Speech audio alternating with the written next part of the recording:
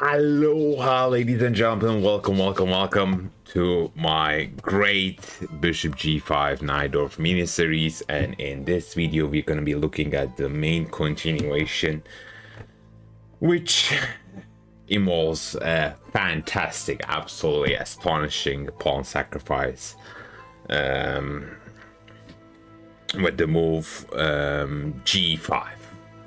So, if you are diving in straight into this video, let's remind to my lovely viewers how we reached that position. So I place e4, we are going for the Najdorf, which starts with this fifth move a6, and now white plays bishop g5, which is considered, I think, to be the main line, but it is a bit a nasty word to call this bishop g5 the main line. And this is the move that we are exclusively playing, knight b to d7. That's the whole point of this mini series, and white is opting for this f4 queen f3 setup, just like in these traditional e6 lines. In the next video, I will be covering how to challenge our tricky move order with knight b to d7 instead of e6, starting with bishop c4 or queen e2. These are the top two responses. But, and also, in the previous video, we have investigated the incidences happening after white takes on f6, but in this video white retreats to h4, and now we are playing this breathtaking move g5. So what is the point of this g5 move? Well, we are sacrificing a pawn. White can take, and as an outcome we got our e5 square, which we can sit p to eternity.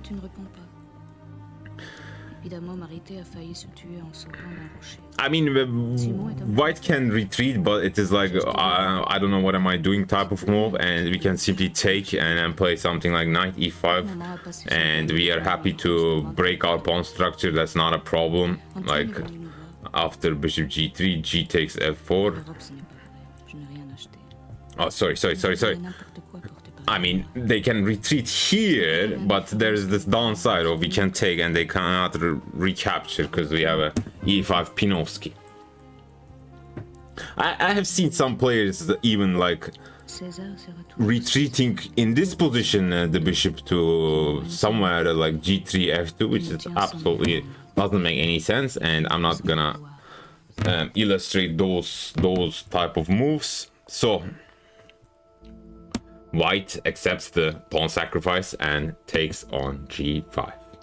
Now, ladies and gentlemen, do not forget, because I had this I think more than one time, this idiotic brain-deaded situation where I forgot to play queen c5, like absolutely ridiculous after having played like 300 blitz games. But queen c5, do not forget queen c7, queen c5, otherwise our pawn sacrifice is absolutely BS. So queen c5 is a multi-purpose move. It attacks the knight on d4 and as well as bishop on g5. Now white has a couple of options to guard both of them. So the main continuation is bishop e3. It attacks, it puts up a discovery on the queen and as well as guards the knight. That is by far the main move. But there are some other tricky moves which we have to be prepared what to play, because I mean, I'm mostly in online chess. In my lovely degenerate chess I face, of course, bishop e3, but we will come to that in the last part. Let's first start with this queen e3 move, which does, I think, surprisingly well. The point being is, if white plays queen e3, I know for myself as well, like black players might don't know what to play next, because if they play bishop e3, our next moves are coming like in a blink of an eye, because they are very forced. But queen e3, it attacks this, it defends the bishop and as well as the knight. We have to be precise here. We have to start with knight g4. It attacks the queen, and queen has one square to go, which is d2, to guard both of them. And now, bishop g7. You're attacking the knights, and the most obvious move is long castles, which is winning on the spot for us, luckily for this cute tactic, which is not a rocket science.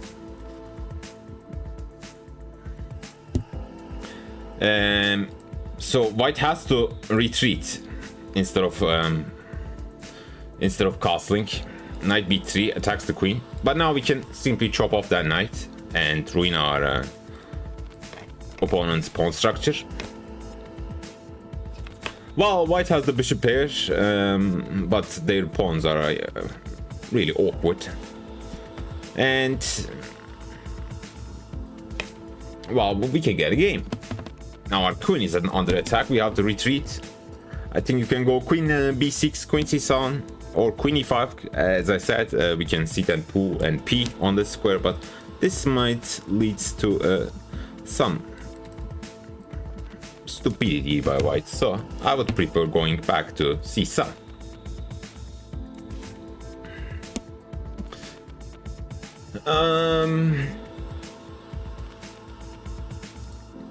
All right. So we have seen queen e3. There's a bailout option, which is taking the knight, and it also guards the knight on d4. So we have to take. And here white has a couple of options again. Knight b3, still a tempo move. If you castle, bank, not an option.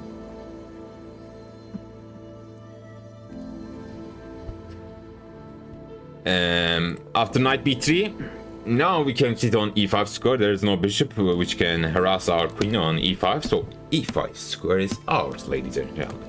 We can enjoy our position. Let's say how the game might continue. Okay, white, let's say, doesn't castle a long play, something like bishop e2. We can put our sniper, saying no long castling. I can make a prophylactic move for the threat of bishop g4. Now we can play bishop e6, bishop d7, maybe long castles, maybe keep the king in the center, and we can get another game. They can go to f5, but now that we have some cute little trickery, when knight takes e4, this knight is overloaded. And after knight takes e4, we can simply take that. Or queen takes e4, we can take, and now we have this cunning move, rook a7, which is a tempo move. And queen has to go somewhere. They can give a check. Now we block with the bishop. Fascinating. So this bishop takes f6 might lead to some simplifications. So there is also another great try, and then after that we are coming to this main continuation with bishop e3. There is a great try, knight f5, which is a little bit a tricky move. And well, as the great Garry Kasparov said, with the knight on f5, you know, we have to be super precise, because knight on f5 is I don't know how the code continues, but it is like a you know, water in the desert in some cases, but this is not the case. Now we play e6, because we can't deal with that knight sitting on f5 like forever. Now we have to be extra careful, because white has this cute little trick.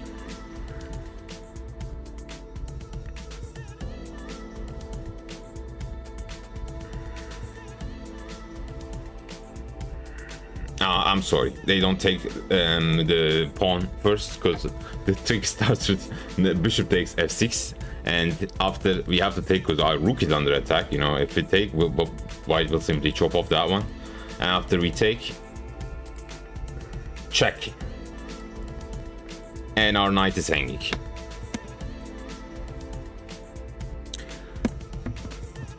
Now, ladies and gentlemen, you can pause the video. It's not a double exclamation mark move, but it might bring us some great chances for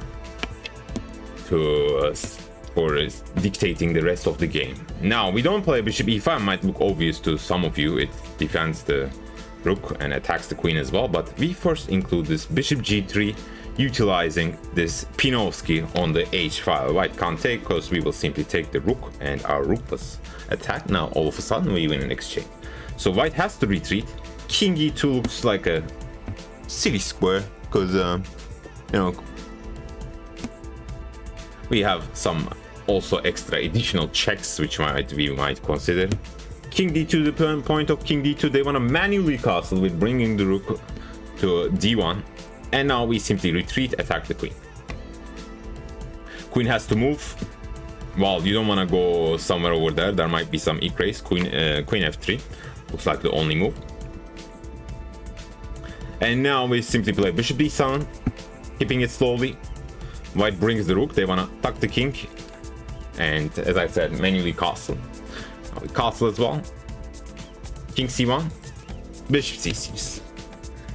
This is the position that we can reach if white opts for this knight f5 move. And if you look at this position, we have the bishop pair, but white has some attacking chances on the king side with these past pawns. And you know, I don't know, they can simply simply start advancing the pawn forward. We can play something like f5, utilizing this pin, and then bishop e2, and the game might continue, but I prefer definitely black here. Those pawns are not that scary, I would say.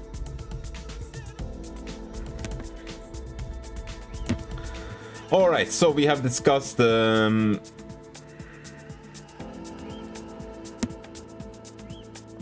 e6 this bishop takes f6 trick, which is, I think, for me the most obvious move, but I have to mention Stockfish. According to Stockfish, the best move is, which is, I mean, absolutely insane, long castles, sacrificing a knight, and there is no like immediate way to regain a piece or something. So we gotta take. And we will have some difficult time, my dear friends, to consolidate, as they say. Let's say we play bishop e7. And white is not in rush, in hurry. Bishop e2. Now we would love to like get some play on the queen side. We are up a piece, right? But our rook is hanging. And this rook b8 might be an option. White simply brings the rook. Our king. b5. What to do? Now, simply queen f4. There might be some trickery because there's a pin. And also, the point of queen f4 is, I mean, this is a little bit of stockfishish line. I think no one is gonna long castle their second knight without any concrete future. But the point being of queen f4 is after we play b4, now this x-ray might start hurting us, and we have to block the e-file with the queen, but simply white retreats to g4. And if I'm not mistaken, computer says it's equal, but I would definitely prefer this with white, unfortunately. But we are in no worry. I mean, no one is gonna castle long after e6. I mean, that's disgusting. Alrighty. So we have looked to knight f5, we have looked at queen e3, we have looked at bishop takes f6. Now we are getting into our fun territory when white plays this move, bishop e3. Just I have to remind you, just look at this position and the position which will arise after 5-6 moves. So g5, take, bishop takes g5, queen c5, bishop retreats, and now all of, like, you don't need to memorize here because the position is telling you what to play. Knight e5, attacking the queen, and don't get tempted for or worried for this discovery, because knight takes queen comes with a check. So queen has to retreat. By far the most popular retreating square is queen e2, but there's queen g3 as well. I mean, queen f2 comes with another tempo. Like queen e2 looks far more obvious. Now we are going for the witch haunting, aka bishop haunting, we're gonna put a knight to g4. Putting this knight, e knight on g4, is slightly more accurate, but I mean, it is like you can put this one as well, but this one is controlling the d5 square, so this knight is considered to be more accurate. And white defends the bishop, keeping the x-ray still, and now we finish our development quasi with bishop h6. This is the position that I have reached most of the times out of this bishop g5 Najdorf, and I can guarantee you this is most likely to be also in your case. And so we are sacrificed the pawn, but look at our activity. White can't castle long. Our knights are great. Our rook is very active. We can simply, if you are worried about our king safety, and we shouldn't be not, because there are no pieces around our king, we can simply play bishop d7, long castle, or keep the king on e8, bishop d7, rook c8, utilizing the open file. And we're saying, white, make a move, bud. I mean, it is so difficult to make a move here with white. And I tell you, when I reach this position, the move that most of my opponents played is unfortunately knight f5, because they get very tempted for this discovery and they think, oh, I'm gonna simply grab that bishop and I will long castle, I will up a pawn, my pieces will come into the play and I'm gonna crush you. But things are not that easy. After knight f5, they forgot asking one question further. If black retreats the queen to somewhere, and what happens after queen b4? Well, after queen b4, black is winning, completely winning, because queen takes b2 is a massive threat, absolutely massive threat. Let's say they take, that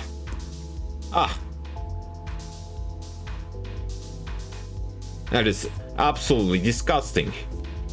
I remember I had once a speed run, and I think I reached this position either here or they played 2-3 moves further and they resigned. My opponent resigned, and I had a 100% chess.com accuracy. Literally, I remember.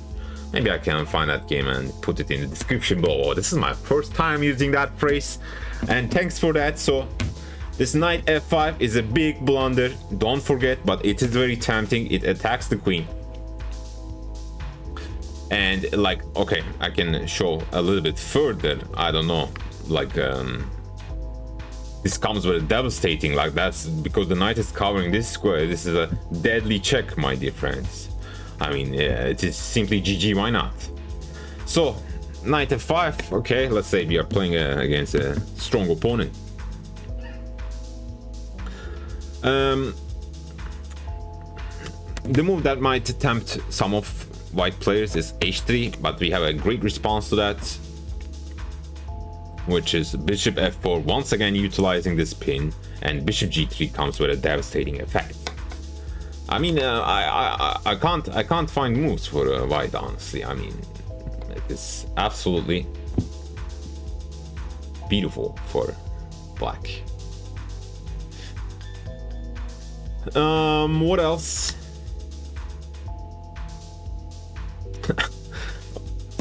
I think according to Stockfish, the best move is g3. So the g3, it is stopping against this like h3 bishop f4 ideas, and it also maybe might develop the bishop, or now they can kick that knight away with h3. So I was pondering around here, and I said, okay, I'm going still for the pawn grabbing with queen b4. My bishop is covering that diagonal so that they can't castle, and they have to guard the pawn. I mean, rook b1, I don't want to mention. It is out of our radar. Someone plays rook b1, you know that you're Gucci Bonjucci. But knight b3 looks like a very reasonable move. It guards the pawn, and also maybe, I mean, that knight was protected only by the bishop. It can become in danger.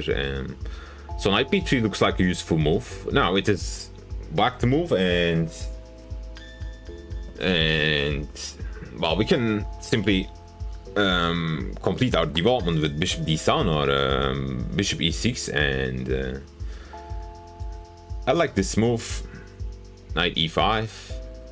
What is the point of knight e5? Well, that knight was okay, controlling some squares like f2 and e3, but I want to put another bishop, another piece on g4 square, which is in this case my bishop. It is white's turn, and white has this shocking move which might say lights out for black, which is surprisingly effective. a3. And ladies and gentlemen, in this position our queen is trapped, and GG, why not? We can hit the shake our hands or click that resignation.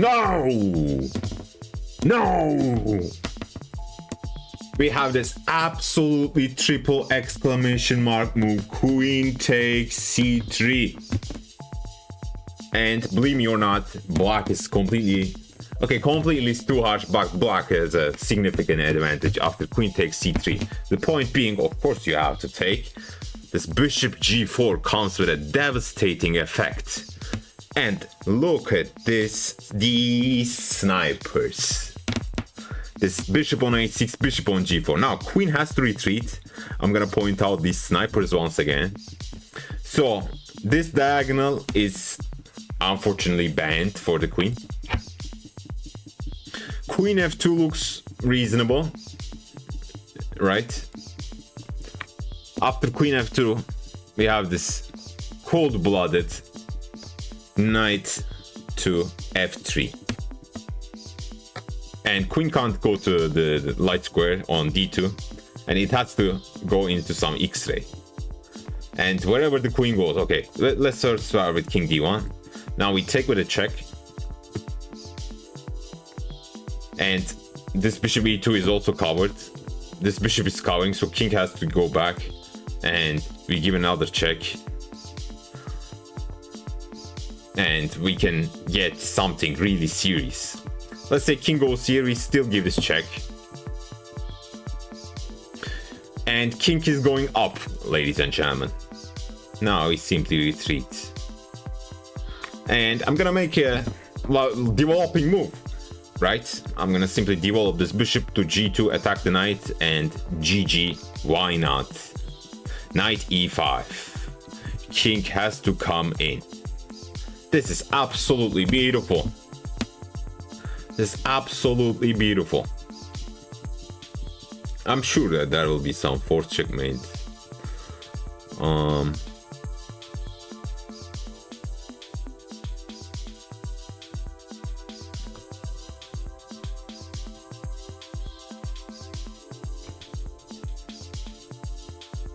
I'm looking like rook c8, rook c4, but there is c4 and king can maybe run. But I mean, my computer might be glitching, but this says, yeah, rook c8. Rook c8, the position is -4. Black is completely cooking. And also shout out to, there's a guy who played this line on Leeches. Shout out to him for playing this queen b4 move and sacrificing the knight. All right, so this bishop e3 retreat gives us, I mean, this position is so much fun to play for black, and like this is why we love this wooden piece game. One last thing that I have to mention, ladies and gentlemen, as I said, after knight e5 they retreat to queen e2, but there is this queen g3 option as well. This although this gives us extra lovely rook g8 tempo. And after rook g8, queen f2. I mean, queen here, rook g4, and queen f2. And now we can have, I mean, now the tactical magician inside yourself can start taking over. I'll leave that point to you. If they go queen f2, still knight e to g4, take, and then again knight g4. Oh, these ponies are so annoying. These ponies are so annoying, right? Queen g1, and now we have to be a little bit careful and do not rush with bishop h6, which is the absolute best sniper in the planet Earth. In this case, though, white has this really disgusting response, knight f5, and it forces somehow a queen trade. I mean, you can retreat, but the position is no bueno for us, and now we are down a pawn, ladies and gentlemen. Unfortunately, the fun part is over. Now we will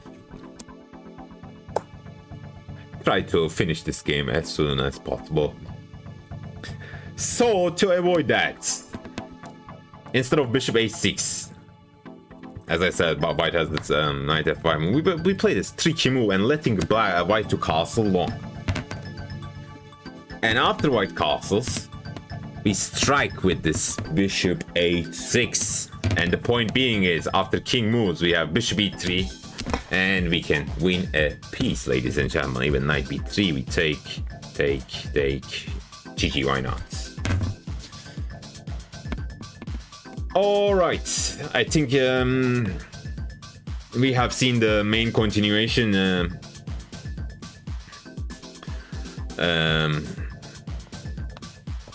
with bishop e3, we have seen the main continuation with bishop e3, queen e3, knight f5, bishop takes f6. We have investigated most of the things that you might see in your chess life. Yeah, and what a beautiful position. What a beautiful position. Don't forget about this queen b4, queen takes c3 idea. And also, last thing I have to mention is, if we put our queen on b4, our queen has no retreating square, ladies and gentlemen. Don't forget that. After a3, our queen is trapped.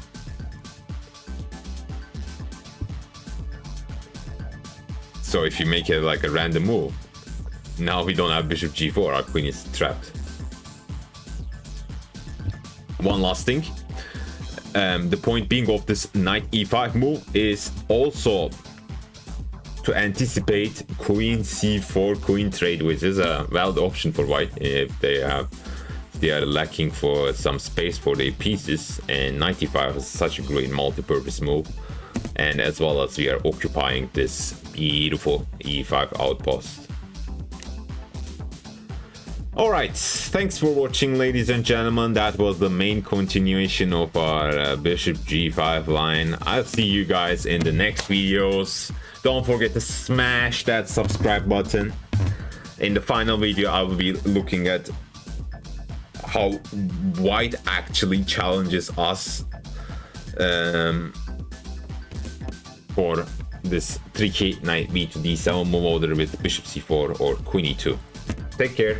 Much love. I'll see you in the next video.